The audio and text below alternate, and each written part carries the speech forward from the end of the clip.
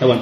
There was a time lapha khona bake babanga indaba yobukhosi kuze kuma umjikijelwa ehlala esihlalweni sobukhosi. Angisazi kwakuyini leyo festival leyo.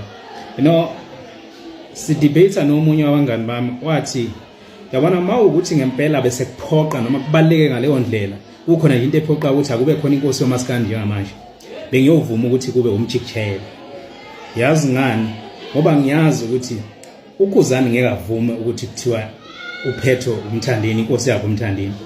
NoMthandeni futhi ngeke avume kuthiwa uKhuzani inkosi yakhe. Uyabona? Leyo nto nje i-reality leyo nto le. Into engamelanga sizihlo sishona lena lesi izama ukuyicashela. Into engekenza. Uyabona nje abahleli bemcimbi mawukuthi uyehluleka ukubalansisa kule two. Ukuthi khona uthi happy birthday kakhulu konomunye. Vele umyeke lo munye. Yabona yenza nje njengomcineka ongcono sibe kube ukuthi sidemelayisa ngokuthi babulala umculo but ngoba vele kusuke kuyinto yakho kusuke singeke sikuphoqa vele nje wenze kanjalo umyeke lo munye ongamdingi ongenabo happy birthday abaningi mawusuku zalo yabona.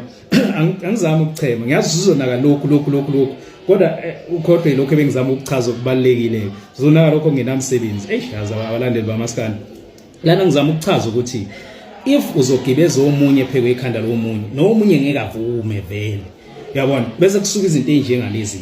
So if ungelovi uhluleka ukubalansisa lapho kulezi zinto zokubakhokhela mhlawumbe ngaba umsuka waleyo nto leyo ebese ecabanga ukuthi lokho shuthi yena uthi yena lo yamkhulu nawo uyabona into abangayivumi nalomunye ngeke ayivume futhi mayenziwa kuyena nobani ngeke avume.